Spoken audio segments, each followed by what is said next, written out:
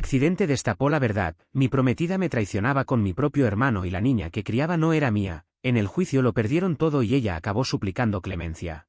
Mi nombre es Javier Salcedo. El teléfono sonó a las 2:45 de la madrugada, rompiendo el silencio como un cuchillo que me atravesaba el pecho. A esa hora nadie llama con buenas noticias. Tanteé en la oscuridad hasta alcanzarlo. El lado de la cama de Clara estaba frío y vacío, como de costumbre. Últimamente trabajaba hasta tarde casi todas las noches, o al menos eso decía. Papá. La voz de Lucía me golpeó desde el altavoz, quebrada, apenas audible entre sirenas y gritos. Papá, estamos en problemas. Ha habido un accidente.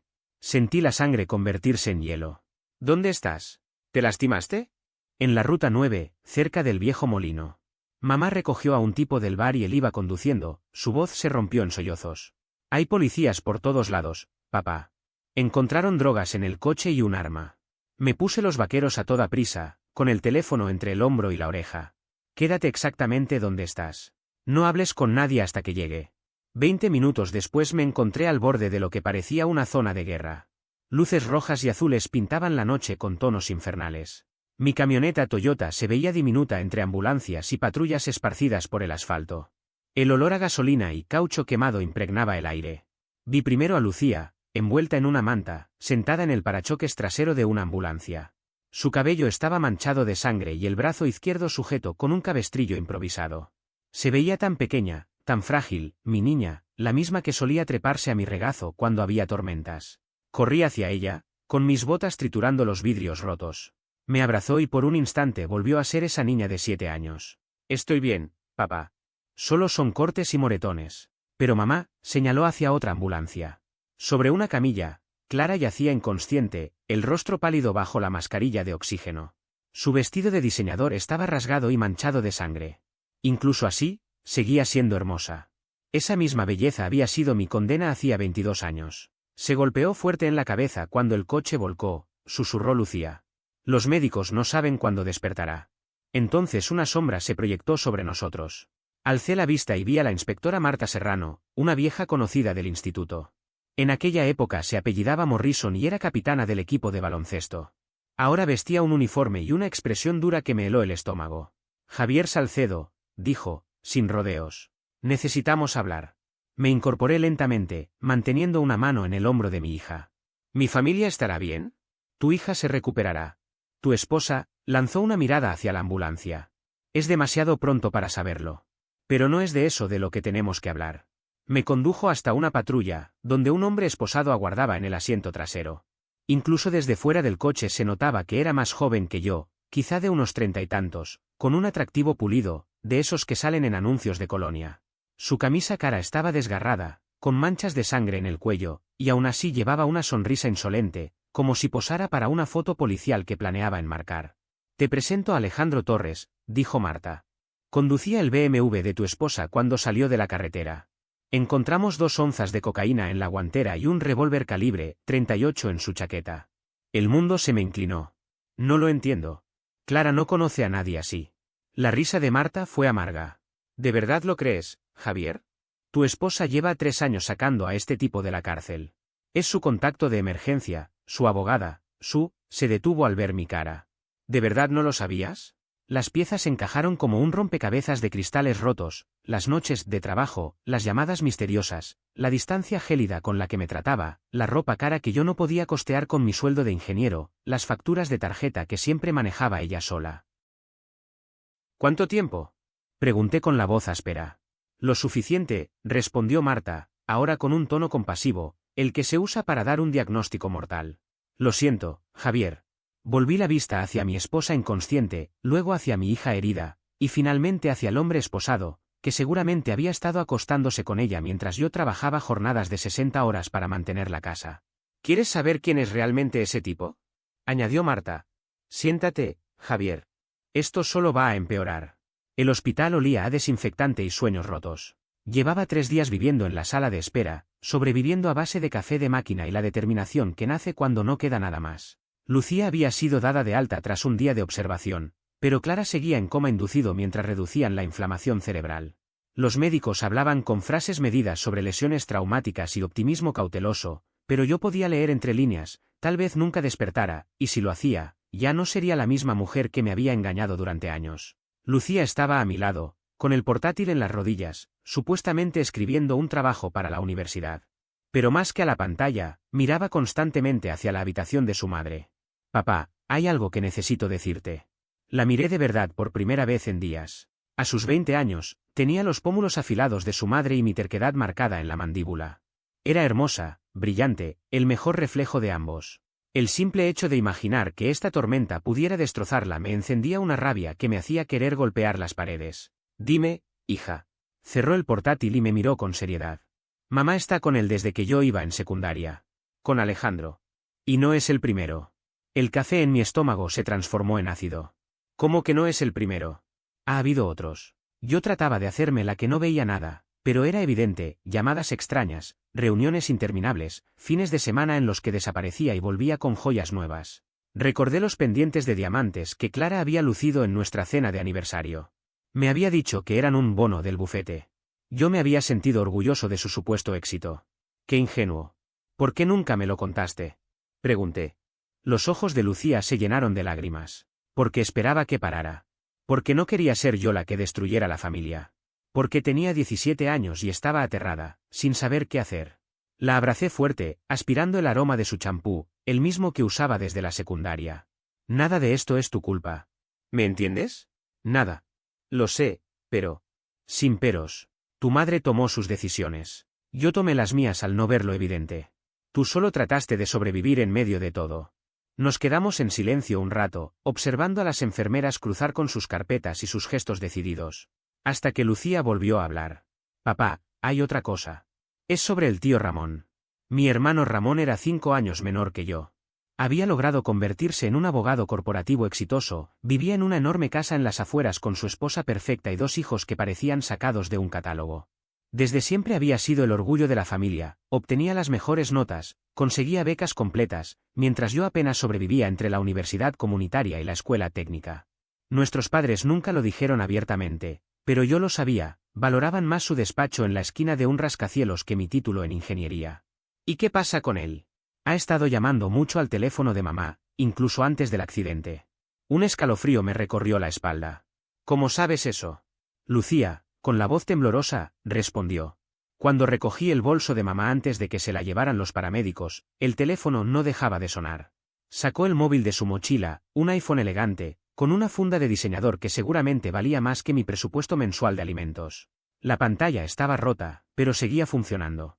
Me lo entregó, y yo vi la pesadilla desplegarse ante mis ojos, 17 llamadas perdidas de Ramón, 23 mensajes de texto. Mis manos temblaban mientras lo desbloqueaba. Conocía lo suficiente a Clara para adivinar la clave, su cumpleaños al revés. Y entonces lo vi. Una cascada interminable de mensajes de mi propio hermano. ¿Estás bien? Llámame. Estoy preocupado. Javier no puede enterarse de lo nuestro. Lo nuestro. El mundo alrededor comenzó a girar como un carrusel desbocado. Apreté el reposabrazos de la silla de la sala de espera hasta que mis nudillos se pusieron blancos. Papá, ¿estás bien? Preguntó Lucía, con miedo en la voz. Seguí revisando el historial. Eran meses, incluso años, de conversaciones. Clara y Ramón planeando encuentros, compartiendo bromas privadas, hablando de mí como si fuera un obstáculo. Había uno en particular que me nubló la vista de rabia. Javier trabaja hasta tarde otra vez. Ven cuando Lucía se acueste. Y la respuesta de ella, sospecha algo. Debemos ser más cuidadosos. Lo peor fue leer uno, apenas 2 semanas antes, te amo. Siempre lo he hecho. Incluso antes de Javier. Me levanté de golpe. La silla cayó al suelo con estrépito. Varias personas me miraron en la sala de espera, pero yo solo necesitaba aire. ¿A dónde vas, papá? A buscar respuestas, respondí entre dientes. Salí del hospital, apretando el teléfono de Clara como si fuera un arma. Me subí a mi camioneta, cubierta de polvo y hojas muertas tras 3 días sin moverla. Encendí el motor y me quedé inmóvil un instante, tratando de asimilarlo. Mi esposa me engañaba. Y no con cualquiera, sino con mi propio hermano. Mi hija lo sabía, lo había guardado para protegerme. Y mientras tanto, Alejandro Torres seguro se reía desde alguna celda, disfrutando del caos que nos había dejado. Conduje sin rumbo fijo. La radio hablaba de valores familiares y del supuesto colapso de la sociedad. La apagué de inmediato. Pasé frente a la papelera donde trabajé 15 años, frente al instituto donde Lucía fue la mejor de su promoción, y frente a la iglesia donde Clara y yo nos casamos un mayo soleado, convencidos de que el amor sería suficiente. Quizás lo hubiera sido, de haber existido amor verdadero entre nosotros. Mi móvil vibró. Por un instante pensé que podía ser Clara, despierta, queriendo dar alguna absurda explicación. Pero no. Era Ramón. Me enteré del accidente. ¿Están bien? Llámame. Respondí con frialdad. Necesitamos hablar esta noche. Contestó al instante. Por supuesto, lo que quieras, hermano. Hermano. La palabra me sabía a veneno. Llegué a la casa de Maple Street, la misma que había mantenido durante 18 años. La casa donde Clara tramaba su huida mientras yo arreglaba grifos y cortaba el césped fingiendo que éramos felices. El contestador parpadeaba. 7 mensajes. Vecinos, compañeros de trabajo, amigos ofreciendo ayuda y condolencias. La señora Morales, de al lado, había dejado una cazuela en el porche. Mi jefe quería saber si necesitaba días libres. La compañera de piso de Lucía, preocupada porque ella no contestaba. Gente con vidas normales, ajena a la podredumbre que nos consumía. Subí a la habitación que compartí con Clara durante 2 décadas. Revisé sus cajones buscando más pruebas. Las encontré en su tocador, un estuche de terciopelo con unos pendientes de esmeraldas. El recibo, escondido debajo, revelaba que habían costado $2000. Firmado, Ramón. Me desplomé sobre la cama mientras el joyero caía al suelo, esparciendo collares, pulseras y anillos que jamás había visto. ¿Cuántos regalos escondidos más habría? ¿Cuánto tiempo llevaba esto ocurriendo? ¿Cuántas personas lo sabían mientras yo era el último en enterarme? De pronto, la puerta principal se cerró de golpe. Escuché pasos en la escalera. La voz de Ramón resonó en el vestíbulo. «¿Javier? ¿Estás en casa?» Me levanté despacio, esquivando las joyas desparramadas. Allí estaba él, en la entrada, aún con su traje impecable. Su rostro mostraba preocupación, una expresión que tal vez me hubiera engañado días antes. Llegué tan pronto como pude. «¿Cómo lo llevas?», preguntó, intentando sonar sincero. Bajé las escaleras con calma, cada paso pesado. Su sonrisa titubeó cuando me vio de cerca. «Tenemos que hablar», dije, con voz firme. «Claro, lo que quieras». Entró conmigo al salón y se sentó en su sillón favorito de las reuniones familiares. No puedo creerlo. Clara siempre fue tan precavida al conducir. Ella no iba al volante, repliqué. El gesto de Ramón se endureció. «¿Cómo dices?» Saqué el teléfono de Clara, mostré uno de sus mensajes y lo acerqué a su cara. «Javier no puede enterarse de lo nuestro». «¿Quieres explicarme qué significa eso, hermano?» La sangre desapareció de su rostro. Por un momento pensé que intentaría negarlo, inventar alguna mentira que disfrazara la verdad. Sus hombros finalmente cedieron, como si el peso de 2 décadas lo hubiera vencido, y lo vi en su mirada, la verdad que siempre había estado escondida. «Javier, ¿desde cuándo?», pregunté con un tono helado, casi sin reconocer mi propia voz. «No es lo que piensas», balbuceó, pero lo interrumpí, mi rabia explotando. «¿Desde cuándo?», rugí. Ramón dio un paso atrás, sobresaltado. «Desde la universidad, desde antes de que ustedes se casaran», confesó de golpe. Las palabras fueron un golpe físico en el pecho. Tuve que aferrarme con fuerza al respaldo del sofá para no derrumbarme. «Ella iba a terminar contigo», continuó apresurado. «Iba a elegirme a mí, pero después se enteró de que estaba embarazada de Lucía y sintió que no tenía opción». «¡Fuera de mi casa!», le grité. «Por favor, déjame explicarte». «Que te largues». Mi hermano levantó las manos en un gesto conciliador, tratando de calmarme. «Sé que estás furioso, y tienes todo el derecho, pero podemos superarlo. Al fin y al cabo, somos familia». Solté una carcajada amarga, un sonido roto como vidrio quebrándose. «¿Familia? Has estado acostándote con mi esposa durante 20 años, y ahora quieres hablar de familia». No fue algo planeado. Ninguno de los dos quiso que pasara así, tratamos de mantener la distancia pero... ¿Pero qué? ¿Era irresistible? ¿Un amor destinado? Di un paso hacia él y lo vi retroceder hacia la puerta. «No hables de Clara así», se atrevió a decir, con un tono protector que me encendió la sangre. «Hablaré de mi esposa como me dé la gana. Está en coma por andar con un delincuente de poca monta, en vez de estar en su casa con su familia. Por andar jugando a ser tu pareja en secreto mientras yo, me detuve». Había algo diferente en la expresión de Ramón, un brillo extraño entre alivio y miedo. «Tú no lo sabes», murmuró. «¿Saber qué?». Lo desafié. Me miró un largo instante, calculando si debía decirlo o no. Finalmente lo soltó. «Lucía no es tu hija. Es mía». El mundo se apagó. No se volvió silencioso, sino vacío, como si alguien hubiera bajado un interruptor y cortado todo sonido. Veía su boca moverse, sus ojos con falsa compasión, pero era como mirarlo a través de un cristal grueso. Lucía no era mía. 20 años de cuentos antes de dormir, rodillas raspadas, reuniones con maestros, graduaciones, risas y desvelos, todo el esfuerzo para pagarle el dentista, su primer coche, la universidad, todo mi amor incondicional. Y no era mía. Debí emitir algún ruido porque Ramón se acercó con las manos extendidas. Javier, lo siento, nunca quisimos que te enteraras de esta manera. Fuera, susurré. Déjame explicarte. Fuera. Esta vez me obedeció. Se puso el abrigo y, antes de cruzar la puerta, me lanzó una última frase. Por lo que vale, tú siempre serás mejor padre de lo que yo podría haber sido. Y desapareció, dejándome rodeado de 20 años de mentiras, en una casa que de pronto ya no me pertenecía. Me dejé caer en mi sillón reclinable, el mismo en el que arrullé a Lucía siendo un bebé, en el que la ayudé con tareas escolares, en el que esperé con angustia el día que fue a su primera fiesta.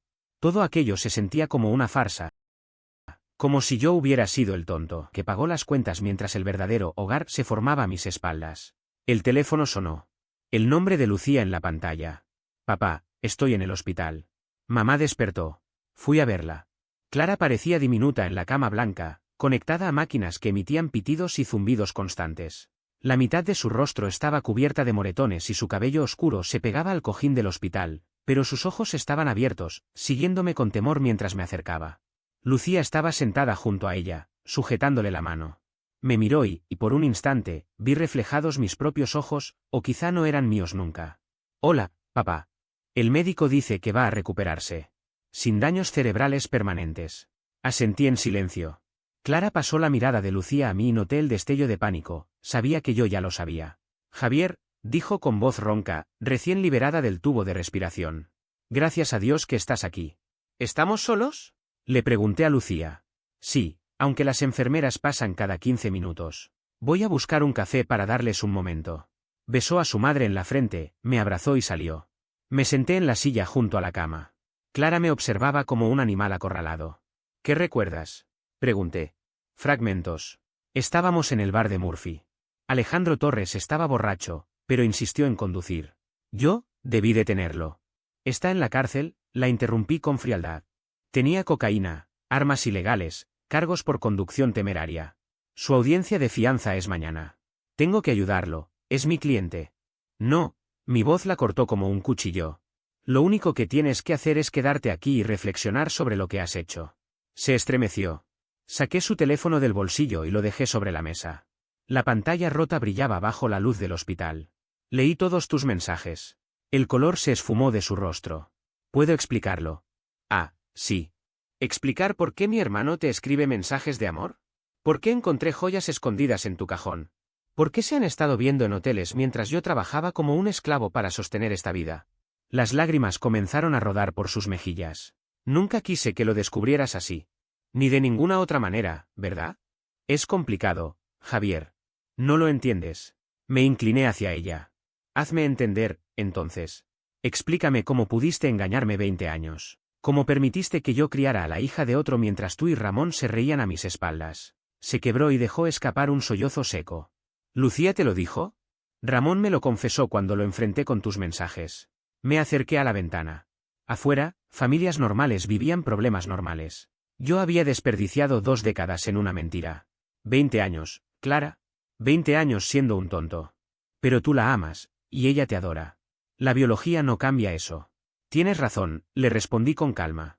Amo a Lucía más que a nada en este mundo. Por eso no voy a dejar que la arruines como arruinaste mi vida. ¿Qué estás diciendo? Que me divorcio de ti. Que me quedo con la casa, los ahorros y todo lo que he construido mientras tú jugabas a ser pareja de mi hermano. Y, sobre todo, me quedo con Lucía. Clara intentó incorporarse. No puedes hacer eso. Soy su madre. Eres una adúltera que en lugar de estar con su hija salió a drogarse con un delincuente. ¿De verdad crees que un juez te dará la custodia? Ramón va a pelear. Tiene derechos. Que lo intente. Pero el único nombre en el certificado de nacimiento soy yo. Yo he sido su padre durante 20 años. Me acerqué a ella, lo suficiente como para percibir el olor del antiséptico en su piel. Sentía que la vida entera se había sostenido con mi esfuerzo, mientras ella había estado ocupada con la traición más sucia imaginable. Yo había financiado sus caprichos, su estabilidad, mientras mantenía en secreto una relación con mi propio hermano. Y aún así, en el fondo, estaba convencido de que, cuando Lucía conociera toda la verdad, sería a mí a quien elegiría como padre, porque siempre lo había sido en los hechos. Los ojos de Clara se abrieron desorbitados, llenos de pánico. «No puedes decírselo, Javier, la destrozarías». «¿Y cómo crees que me destrozó a mí enterarme de tus engaños?». Le respondí con frialdad. «¿Cómo crees que me destruyó descubrir que mi propio hermano me traicionaba desde la universidad?». Negué con la cabeza. Ya no estaba dispuesto a seguir protegiendo su mentira. «No pienso ocultárselo más. Lucía merece conocer la verdad sobre quiénes son sus verdaderos padres». Ella me suplicó. «Por favor, Javier, te lo ruego. No le hagas esto. No soy yo quien le hace daño. Fuiste tú y Ramón hace 20 años, cuando decidieron ocultarle la realidad». Me levanté con decisión y caminé hacia la puerta. «Ya he hablado con un abogado, Eduardo Palacios. ¿Lo recuerdas? Antes fue fiscal, hasta que lo atraparon recibiendo sobornos. Ahora es especialista en divorcios sucios y batallas de custodia». «¿Eduardo? ¿Ese tipo?». La voz de Clara se quebró. «No necesitas a alguien así, Javier. Podemos resolverlo entre nosotros». Me detuve con la mano sobre la manija. «No, Clara. No hay arreglo posible porque no confío en ti. Ni en Ramón. Y lo peor es que tampoco confío en mí mismo para no volver a perdonarte si intentas manipularme otra vez». La miré una última vez. «Consigue tu propio abogado. Lo vas a necesitar». Encontré a Lucía en la cafetería, perdida en un café frío. Levantó la mirada cuando me senté frente a ella. En sus ojos había una inteligencia aguda, tan parecida a la de su madre. «¿Cómo salió todo?», preguntó. «Mal», admití. Tomé su mano. «Tenemos que hablar de cosas importantes. Sobre tu madre, sobre mí, sobre nuestra familia». Un destello de temor se asomó en su mirada. «¿Se van a divorciar?». «Sí». Ella asintió despacio. «Después de todo lo que ha pasado, no entiendo cómo podrías seguir con ella». Inspiré hondo. «Hay más que debes saber. Tu madre ha tenido una relación con el tío Ramón desde antes de que nacieras». Lucía se quedó inmóvil, su rostro endurecido. «¿Cuánto tiempo?». «20 años, quizá más». Apartó su mano de la mía y se echó hacia atrás en la silla. «Toda mi vida». «Entonces dime, ¿soy su hija?». El silencio pesó como un arma cargada entre nosotros. Podía mentir, protegerla con palabras bonitas. Podía decirle que lo biológico no importaba, que yo era su padre en todos los sentidos. Pero ya no más mentiras. «Sí», susurré. «Lo eres». La observé mientras pasaba de la sorpresa a la ira, luego a la tristeza y la confusión, hasta que finalmente se quedó con un aire de determinación. «¿Vas a seguir siendo mi papá?», preguntó, rompiéndome el corazón, al mismo tiempo, reparándolo. «Si tú me dejas». Ella apretó mi mano con fuerza. «Entonces eso es lo único que importa. Ramón puede ser mi padre biológico, pero tú eres el hombre que me enseñó a montar en bicicleta, el que me ayudó con las matemáticas, el que espantó a los monstruos de debajo de mi cama. Tú estuviste en cada partido, en cada obra de teatro, en cada reunión escolar. Tú eres mi padre, Javier Salcedo, y nada va a cambiar eso». La abracé con lágrimas contenidas. «Te amo, hija». «Y yo a ti, papá». Se permitió una leve sonrisa temblorosa. «¿Qué va a pasar ahora?». «Ahora iremos a casa y empezaremos de nuevo, sin quienes nos mintieron». Nos pusimos de pie, y ella me rodeó con un abrazo fuerte. Sobre su hombro vi a Ramón entrar a la cafetería. Nuestros ojos se cruzaron. Titubeó, inseguro. «Vamos», le dije a Lucía. «Hora de irnos». Salimos sin dirigirle la palabra. Ya en el estacionamiento, ella subió a mi camioneta, y mientras me ajustaba el cinturón, preguntó. «Papá, ¿qué harás con el tío Ramón?». Recordé cómo siempre había sido el niño prodigio de la familia, el exitoso, el orgullo de todos. Su gran casa, su BMW, sus trajes caros, mientras yo trabajaba con las manos, reparando lo que fuera, pagando facturas. Pero ahora conocía la verdad, y no pensaba callarla. «Voy a destruirlo», respondí con calma. Ella me miró con una chispa de aprobación. «Bien». Conducimos a casa bajo el cielo de octubre, pasando frente a hogares donde las familias cenaban juntas, frente a la escuela donde mi hija había sido reina del baile, frente al parque donde la empujé en los columpios de niña. Todo se veía igual, pero nada lo era. Al llegar a la casa de Maple Street, hice una lista mental de lo que debía hacer: llamar a Palacios, cambiar las cerraduras, cancelar las tarjetas de Clara, documentar cada detalle para la custodia y preparar la forma de hacer pagar a Ramón por 20 años de traición. Mientras abría la puerta, Lucía me dijo con firmeza: «Quiero ayudarte en lo que planees». La miré con orgullo. Siempre sería mi hija, más allá de los genes. Y en sus ojos vi la misma determinación que ardía en mí. De acuerdo, pero lo haremos bien, legalmente, con inteligencia, y de la forma más devastadora posible. Ella sonrió, y por primera vez en días sentí esperanza. El teléfono sonaba cuando entramos a la casa. Miré la pantalla, era Ramón. Lo dejé ir al buzón de voz. Poco después estaba en la oficina de Eduardo Palacios, un lugar que parecía congelado en los años 70, paneles de madera, sillones de cuero cuarteados y un olor persistente a tabaco que hacía mucho estaba prohibido en el edificio. Eduardo Palacios era un hombre de baja estatura, de facciones marcadas y cabello plateado. Su sonrisa depredadora era tan característica que lograba incomodar a cualquier testigo cuando subía al estrado. Javier Salcedo, dijo al levantarse de su escritorio para estrecharme la mano. Me enteré del accidente, una desgracia. ¿Cómo está tu esposa? Vivirá, respondí con frialdad, notando cómo a Eduardo se le iluminaban los ojos al percibir el tono gélido en mi voz. Me acomodé en la silla frente a él. Pero no he venido a hablar de eso. Ya lo imaginaba, contestó, abriendo un bloc de notas amarillento y haciendo sonar el clic de su bolígrafo. ¿Qué puedo hacer por ti? Durante la siguiente hora le relaté todo, el romance con Ramón Salcedo, los mensajes encontrados en el teléfono de Clara, las joyas inexplicables, la devastadora verdad sobre la paternidad de Lucía. Eduardo escribía con rapidez, pidiendo fechas exactas y detalles que no dejaran huecos. Cuando terminé, sonrió con esa expresión calculadora que lo caracterizaba. Esto es excelente. Tienes un caso sólido, adulterio, abandono de las responsabilidades familiares y vínculos con individuos de dudosa reputación. Ningún juez de este estado se pondrá en tu contra. ¿Y qué pasará con Lucía? ¿Ramón puede reclamar algún derecho como padre?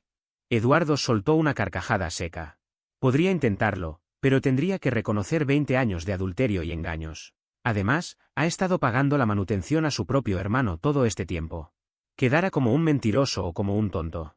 Tal vez como ambas cosas. Quiero destruirlo, Eduardo, le dije con firmeza.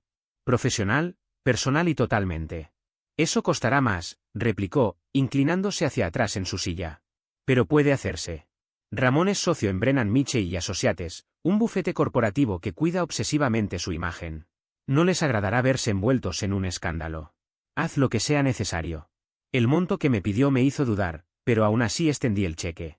Algunas batallas valían endeudarse. Cuando me levanté para marcharme, añadí. Una última cosa, quiero ser yo quien le entregue los papeles a Clara. Javier, normalmente. Quiero hacerlo yo. Eduardo alzó los hombros. Es tu dinero y tu decisión. Para mañana por la tarde tendrás todo listo. Al regresar a casa, encontré a Lucía en la cocina, con una cafetera encendida y el rostro marcado por el cansancio. Había dejado de asistir a la universidad desde el accidente, y la tensión se reflejaba en sus ojeras y en el sobresalto cada vez que sonaba el teléfono. ¿Cómo fue todo? Preguntó con seriedad. Bien. Eduardo asegura que el caso es fuerte. Me serví un café y me senté frente a ella. Lucía, no tienes por qué involucrarte en esto. Podrías regresar a tus clases y mantenerte al margen. De ninguna manera, respondió firme. Ellos también me mintieron toda la vida. Tengo derecho a estar presente cuando todo se derrumbe. No alcancé a contestar cuando sonó el timbre. Desde la ventana vi el BMW de Ramón estacionado en la entrada. Quédate aquí, le pedí. Abrí la puerta y me encontré con él, desarreglado, el traje arrugado y la mirada perdida. Había envejecido una década en apenas una semana. Javier, tenemos que hablar. Ya no queda nada que decir. Es sobre Lucía. Ella es mi hija y tengo derechos. Salí cerrando la puerta tras de mí. Al acercarme percibí el olor del alcohol en su aliento.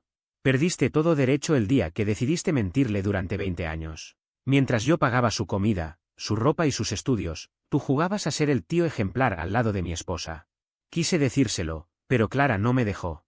Claro, ahora la culpa es de ella. ¿Quieres pintarte como víctima? Eres patético. Ramón se encendió de furia. No me hables así. Sigo siendo tu hermano. No, Ramón. Mi hermano nunca me habría traicionado de esta manera. Nunca se habría sentado en mi mesa fingiendo ser el tío de su propia hija, mientras yo trabajaba sin descanso para sostener a los tuyos. Lo acorralé con palabras que lo hicieron retroceder. ¿Dónde estabas cuando Lucía tuvo neumonía en 3er grado? ¿O cuando se quebró el brazo en bicicleta? ¿O cuando lloraba desconsolada a las 2 de la mañana porque un chico le rompió el corazón? Tú estabas en habitaciones de hotel con Clara, mientras yo era su verdadero padre. Él intentó justificarse. Puedo cambiar. Aún puedo estar presente para ella. Es demasiado tarde. Cuando me disponía a entrar, le lancé una advertencia. Y empieza a buscar otro empleo. Eduardo Palacios es implacable cuando se propone arruinar vidas. El color se le esfumó del rostro. No puedes hacerme eso. Tengo una familia que mantener. Yo también la tenía, y eso nunca te detuvo. Cerré la puerta dejando a Ramón en el porche. Lucía me esperaba en el pasillo. Lo escuché todo. ¿De verdad perderá su trabajo? Si depende de mí, sí. La miré fijamente, reconociendo en ella la inteligencia de Clara y mi propia obstinación. ¿Estás de acuerdo con eso? Él tomó sus decisiones. Ahora debe vivir con las consecuencias. A la mañana siguiente conduje hasta el hospital con un sobremanila bajo el brazo. Contenía la demanda de divorcio, los documentos de custodia y una orden de restricción que impediría a Clara acercarse a nuestra casa o a Lucía. Las enfermeras me dejaron pasar sin problemas, ya me conocían. Clara estaba sentada en la cama, visiblemente mejor que el día anterior. Los moretones se tornaban amarillos y verdes, y alguien le había ayudado a arreglarse el cabello y maquillarse. Quizás esperaba despertar en mí algo del amor de hace 22 años, pero no funcionó. No pensé que volverías, dijo con una sonrisa frágil. Estuve a punto de no hacerlo. Me senté junto a la cama. ¿Cómo te sientes? Mejor, los médicos dicen que mañana podré irme a casa. Alargó la mano hacia la mía. He estado pensando. Quizás podríamos intentar terapia de pareja. Retiré mi mano y coloqué el sobre en su regazo. Ábrelo. El rostro de Clara se desmoronó al leer los documentos, la demanda de divorcio por adulterio y abandono, el acuerdo de custodia que me otorgaba la tenencia completa de Lucía, y la orden que la alejaba de nosotros para siempre. La orden de restricción ya estaba firmada. Clara no podía acercarse a menos de 150 metros de nuestra casa. Javier, por favor, no hagas esto, me suplicó con lágrimas en los ojos. Ya está hecho, respondí mientras me ponía de pie. Tienes 30 días para responder. Eduardo Palacios es mi abogado, así que será mejor que busques uno, y uno bueno. ¿Y qué pasa con Lucía? ¿Puedo al menos verla? Eso depende de ella. Pero ya sabe la verdad, Clara. Lo de Ramón, la paternidad, todo. No está precisamente deseando pasar tiempo con ustedes ahora mismo. Clara rompió a llorar de nuevo, pero esta vez no sentí nada. Ninguna compasión, ningún impulso de consolarla, ni rastro de amor por la mujer que había compartido mi cama durante 20 años. Ya no la reconocía, era una desconocida que había tomado malas decisiones y ahora tenía que enfrentar las consecuencias. Yo nunca quise que pasara de esta forma, murmuró entre sollozos. Si lo quisiste. Querías que todo siguiera igual, que yo nunca descubriera nada, que jamás preguntara, que no exigiera respuestas. Querías disfrutar de tu doble vida sin pagar el precio. Me dirigí a la puerta. Felicidades, Clara. Conseguiste lo que deseabas. Ojalá haya valido la pena. La dejé llorando en la cama del hospital y me fui directo a casa, donde encontré a Lucía en la sala rodeada de cajas. ¿Qué estás haciendo? Pregunté. Sacando todo lo que le pertenece. Ropa, libros, fotos, todo. Sostenía un marco con una foto de Clara y Ramón en una reunión familiar, los dos sonriendo como si compartieran un secreto. Y claro, lo compartían. Ya no soporto ver sus caras, dijo con rabia contenida. Pasamos la tarde eliminando cada rastro de Clara de la casa. Su ropa fue a bolsas para donación, sus libros también. Lo más duro fueron las fotos, 20 años de cumpleaños, vacaciones, celebraciones, recuerdos que ahora estaban manchados por lo que había pasado en las sombras. ¿Y esta? Preguntó Lucía, mostrándome la imagen de su graduación. Allí aparecíamos los tres, Clara y yo a cada lado, orgullosos de nuestra hija. Pero ahora solo podía pensar que Clara, en aquel momento, tal vez tenía a Ramón en mente, mientras yo era el único ignorante en la fotografía. Tírala, le dije. Al caer la noche, la casa parecía habitada por desconocidos. Vacía, pero honesta. Lucía pidió pizza y cenamos sentados en el suelo, rodeados de bolsas y cajas. Papá, me dijo entre bocados de pepperoni, he estado pensando en cambiarme el apellido. ¿A cuál? Quiero ser Lucía Salcedo. Legalmente. Quiero que quede claro que tú eres mi padre. Dejé mi porción a un lado y la miré con ternura. No tienes que hacerlo, hija. Yo sé quién eres y tú sabes quién soy. Eso es lo que importa. Lo sé, pero quiero que todo el mundo también lo sepa. Que Javier Salcedo es mi padre. Ramón no significa nada para mí. ¿Crees que Eduardo puede ayudar con eso? Seguro que sí, respondí. Terminamos la cena en silencio, pero un silencio cómodo. Dos personas que habían atravesado un infierno y habían salido fortalecidas. Afuera, el viento de octubre golpeaba las ventanas, dentro, por primera vez en años, todo estaba en calma. A las 9 sonó el teléfono. Era Ramón. Contesté. ¿Qué quieres? Pregunté. Javier, Solo necesito hablar con Lucía. 5 minutos, nada más. Miré a mi hija, que negaba con la cabeza con fuerza. Ella no quiere hablar contigo. Es mi hija. No, es mía.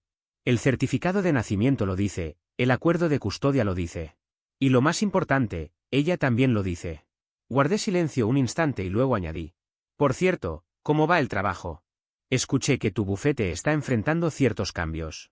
La línea quedó muda por unos segundos. ¿Qué hiciste? Yo nada. Pero Eduardo Palacios tiene muchos amigos en este pueblo, y las noticias vuelan. Un socio que se acuesta con la esposa de su hermano y utiliza recursos de la firma para cubrirlo no pasa desapercibido. Dicen que mañana habrá una reunión de emergencia. Eres un maldito. Ese es señor maldito para ti. Colgué y miré a mi hija. Tu padre biológico manda saludos. Lucía sonrió. Bien. Ojalá lo despidan. Y así fue. A la mañana siguiente, mientras desayunábamos como un padre y una hija normales, llegó la llamada de su secretaria llorando. Lo habían escoltado fuera del edificio y nadie sabía dónde estaba. Colgué con calma. Uno menos, le dije a Lucía. ¿Qué sigue ahora? Pensé en Clara sola en su cama de hospital, tratando de contactar abogados y salvar lo que quedaba de su vida. Pensé en Ramón, hundido en el desprestigio, obligado a explicarle a su familia por qué ya no tenía empleo. Ahora solo esperamos, le dije. Ellos mismos terminarán de destruirse. 3 semanas después, cerca de la medianoche, llegó la llamada que presentía. Ramón estaba arruinado, y la voz al otro lado del teléfono lo confirmaba. Javier, necesito verte. Es importante. Son las 12, Ramón.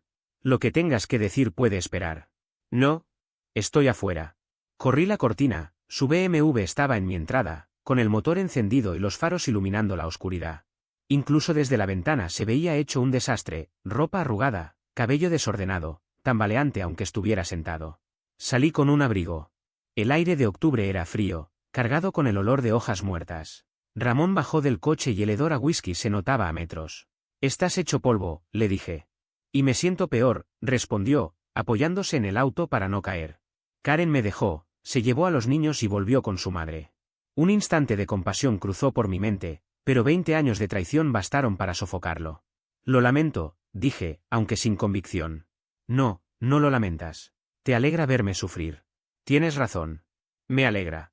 ¿Qué quieres, Ramón? Quiero recuperar a mi hija.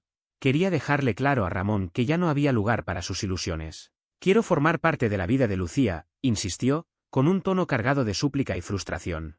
Lo miré con firmeza. Eso no te corresponde decidirlo a ti. Es ella quien tiene la última palabra. Y hasta ahora, te lo ha dicho con claridad. El rostro de Ramón se descompuso, parecía que todo su mundo se derrumbaba frente a él. No me atiende las llamadas, no abre mis cartas. Soy su padre, Javier. Su verdadero padre. Respiré hondo antes de responder. No, Ramón. Tú solo fuiste quien aportó el material genético hace 20 años. El verdadero padre soy yo. Fui quien la vio dar sus primeros pasos, quien la consoló cuando tenía pesadillas, quien trabajó jornadas interminables para que nunca le faltara nada. Fui el que renunció a tantas cosas por ella.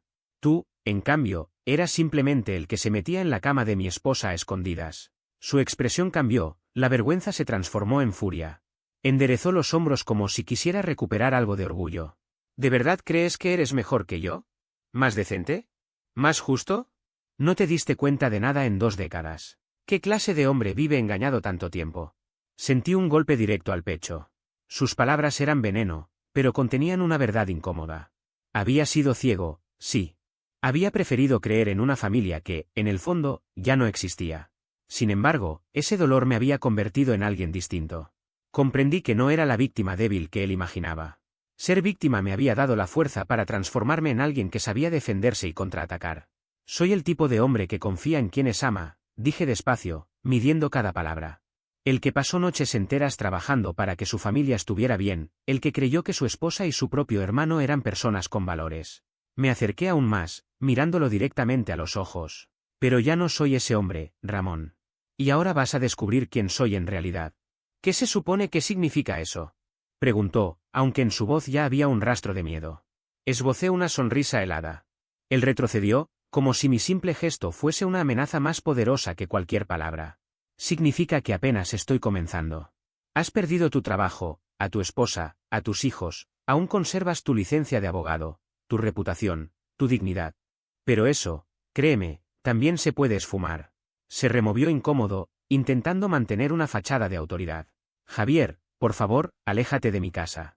No regreses, no me busques, no escribas, no llames. Mantente lejos de mí y de Lucía, o terminarás quitándome lo poco que me queda. Vi en sus ojos que quería discutir, gritar, tal vez amenazarme. Pero algo en mi expresión lo convenció de que no debía dar un paso en falso. Se giró bruscamente, subió a su BMW y arrancó. El auto se tambaleaba un poco mientras se alejaba, hasta desaparecer en la oscuridad de la carretera. Me quedé quieto en el camino de entrada, respirando con dificultad, como si el aire frío me atravesara los pulmones. Todo había cambiado en tan solo un mes. Había pasado de ser un hombre que vivía en negación a convertirme en alguien con nada que perder y con todo por lo que luchar. La puerta de la casa se abrió y Lucía salió en pijama, con gesto preocupado. ¿Era el tío Ramón? El antiguo tío Ramón, aclaré con calma. Sí, vino a buscarte, pero le dejé claro que no iba a suceder. Ella frunció el ceño, con determinación en sus palabras. Bien. No quiero verlo nunca más. Ni a él, ni a mamá. Clara llevaba semanas llamando a diario desde que salió del hospital, rogando por una oportunidad de hablar con Lucía, intentando manipularla con disculpas y promesas vacías. Mi hija había rechazado cada intento, mostrando una fortaleza que me llenaba de orgullo. No era fácil resistir cuando quien llama es tu propia madre, pero Lucía había comprendido que no se puede perdonar sin consecuencias reales. La abracé por los hombros. Vamos adentro. Mañana será un día importante. El día siguiente era la audiencia que definiría la custodia de forma oficial.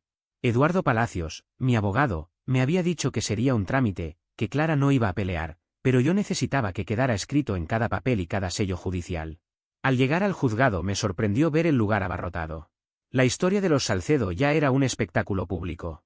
Reconocí a colegas de la empresa de ingeniería, a profesores que alguna vez habían tenido a Lucía en clase, e incluso a vecinos curiosos que habían venido solo para presenciar el desenlace. Clara estaba sentada junto a su abogada, una mujer elegante de la capital que intentaba proyectar seguridad. Pero Clara lucía demacrada, con la piel pálida y el cuerpo visiblemente debilitado. Me observaba de reojo, buscando quizá un resquicio de compasión, pero no encontró ninguno. La magistrada Carmen Ibáñez entró en la sala. Era una mujer de rostro severo, con décadas resolviendo disputas familiares. Su sola presencia imponía silencio. Se abre la audiencia de modificación de custodia en el caso Salcedo contra Salcedo. Señor Palacios, puede comenzar. Eduardo se levantó y con voz clara expuso los hechos, las pruebas de infidelidad, los vínculos de Clara con personas de mala reputación, la noche del accidente y cómo había abandonado por completo a su familia. Presentó mensajes, facturas y reportes policiales. Todo estaba perfectamente ordenado, como piezas de un rompecabezas que solo podían armar una conclusión: Clara había fallado como madre y como esposa. La defensa intentó alegar que, pese a sus errores, Clara seguía siendo una madre amorosa que merecía visitas. Pero la abogada no lo creía ni ella, sus palabras sonaban forzadas, carentes de convicción. En menos de una hora la jueza dio su veredicto: yo obtenía la custodia completa y legal de Lucía. Clara quedaba limitada a visitas supervisadas, y únicamente si mi hija aceptaba ver a su madre.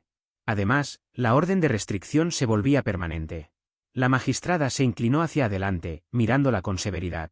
Señora Salcedo, sus actos durante los últimos 20 años reflejan un patrón de engaño y de malas decisiones que ponen en entredicho su capacidad para ejercer como madre. Si viola esta orden de custodia o la restricción, enfrentará cargos penales inmediatos. ¿Lo entiende? Clara rompió en llanto y asintió. Se levanta la sesión. Cuando salimos del juzgado sentí como si una losa invisible se levantara de mi espalda. Por fin, la justicia estaba de nuestro lado. Lucía ya era mía por completo, protegida por la ley. Nadie podría arrebatármela. ¿Y ahora? ¿Cómo te sientes?, me preguntó, mientras nos acercábamos al coche. Se siente como justicia, respondí con una calma que hacía tiempo no conocía. Estábamos a punto de subir a la camioneta cuando escuché una voz conocida detrás de mí. Clara me llamaba desesperada, corriendo hacia nosotros mientras su abogada la seguía con gesto de fastidio. Javier, por favor, escúchame un minuto. La miré sin alterarme. Estás violando la orden de restricción.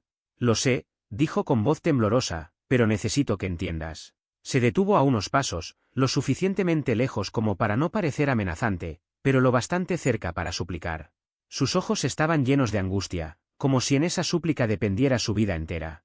Jamás quise que todo terminara de esta manera. Te amé, Javier, incluso creí seguir haciéndolo.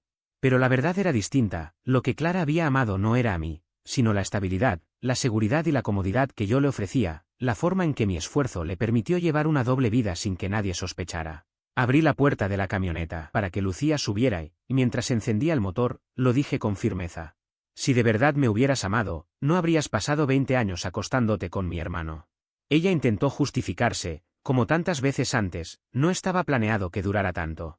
Intentamos detenerlo, pero no pudimos. Sus palabras ya no significaban nada. Eso ya lo dijiste. La miré una última vez antes de arrancar. Adiós, Clara. No vuelvas a buscarnos. Mientras nos alejábamos, vi su figura en el estacionamiento, mirándonos marchar con una expresión vacía. Por un instante, me invadió la compasión. Pero pronto recordé las mentiras, las traiciones y las 2 décadas en que me trataron como a un ingenuo. Esa compasión se desvaneció al instante. Lucía, desde el asiento del copiloto, me tomó de la mano y dijo con firmeza: «Papá, estoy orgullosa de ti». «¿Por qué?», pregunté sorprendido. «Porque no te dejaste manipular. Porque luchaste por nosotros. Eres un buen hombre, Javier Salcedo, el mejor que conozco». Su declaración me llenó de una paz que no sentía desde hacía meses. Habíamos atravesado un infierno, pero estábamos juntos, y eso bastaba. Al llegar a casa, sonaba el teléfono. Dudé en contestar, pensando que sería Clara o Ramón intentando alargar conversaciones que ya no tenían sentido. Pero en la pantalla apareció el número de la inspectora Marta Serrano. «Javier, necesitamos hablar». Su tono era grave. «¿Qué ocurrió? ¿Es por Ramón?» «Sí. Ha sido arrestado». Lucía se tensó a mi lado. «¿Por qué?», pregunté. «Conducción en estado de ebriedad. Se estrelló contra un árbol en la Ruta 9, el mismo tramo donde tu esposa tuvo el accidente. Está en el hospital, pero enfrentará cargos en cuanto le den el alta». Cerré los ojos, sintiendo una mezcla de cansancio y cierta justicia. «¿Qué tan grave está?» «Costillas rotas, conmoción cerebral, cortes y moretones. Sobrevivirá, pero no podrá conducir por un tiempo». Hubo una pausa.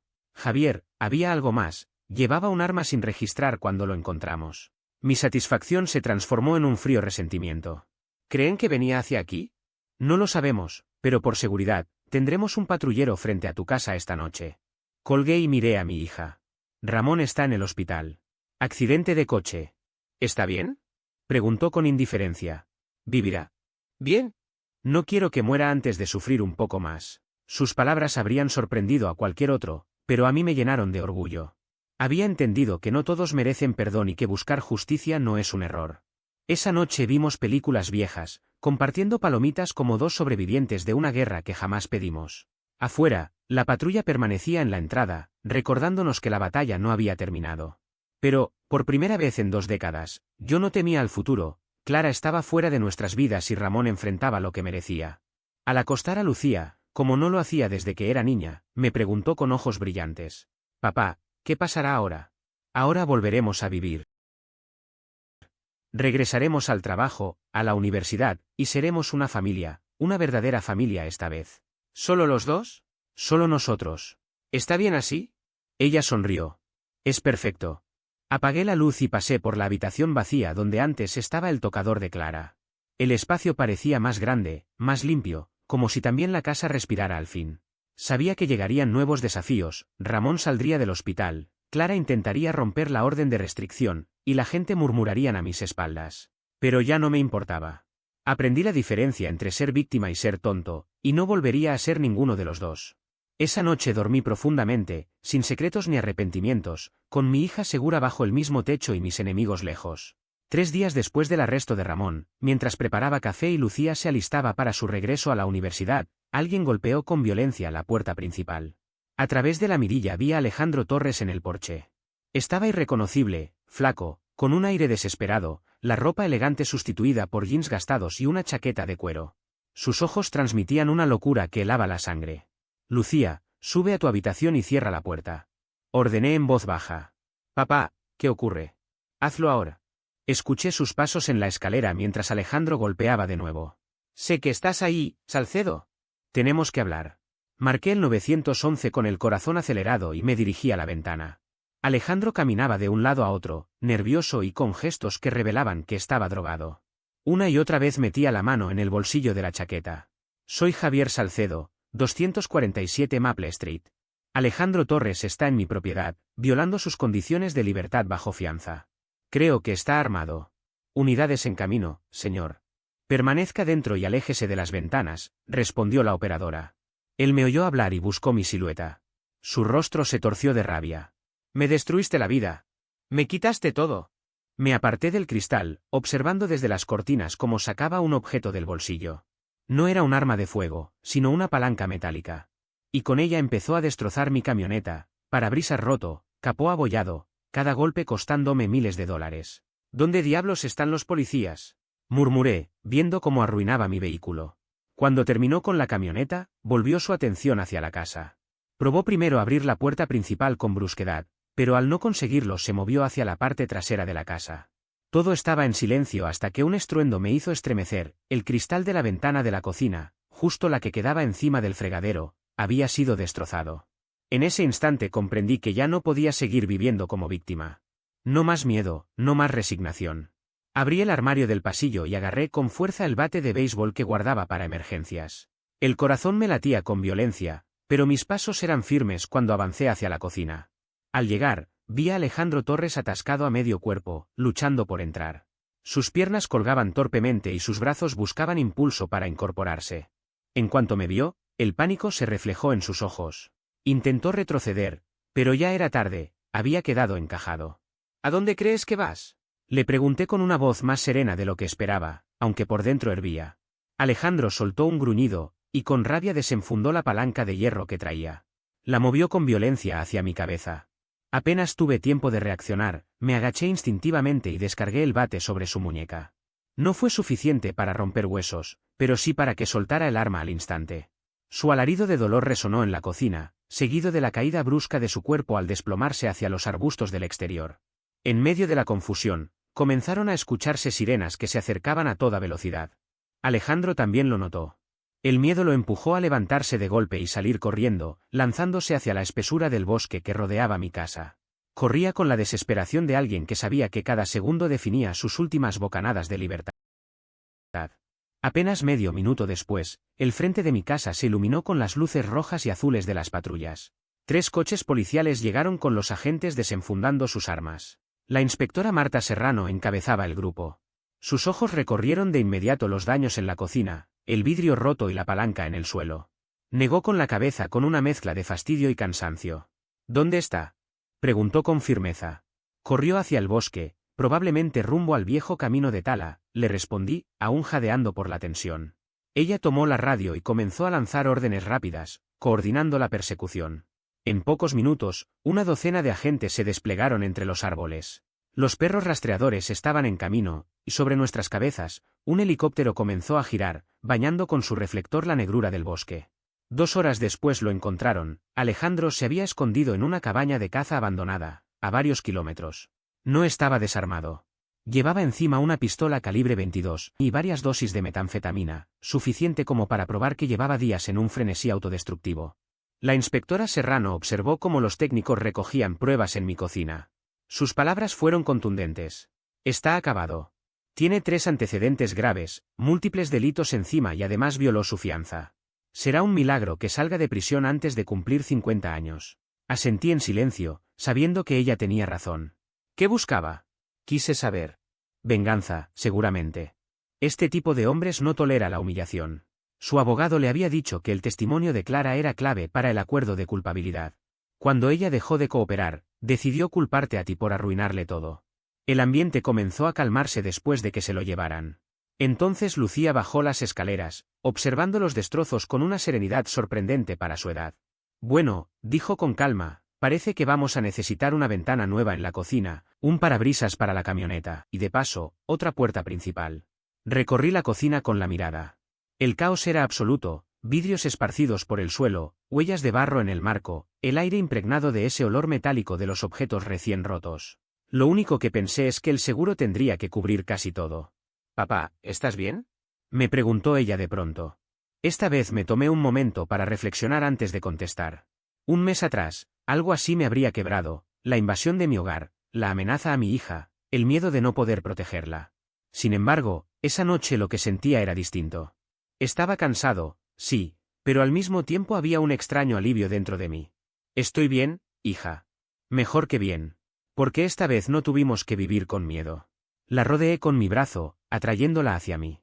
Alejandro era el último eslabón de la cadena que la unía a la vida pasada de su madre. Ahora también había desaparecido. El resto del día lo pasamos con ajustadores del seguro y reparadores, intentando devolver el orden.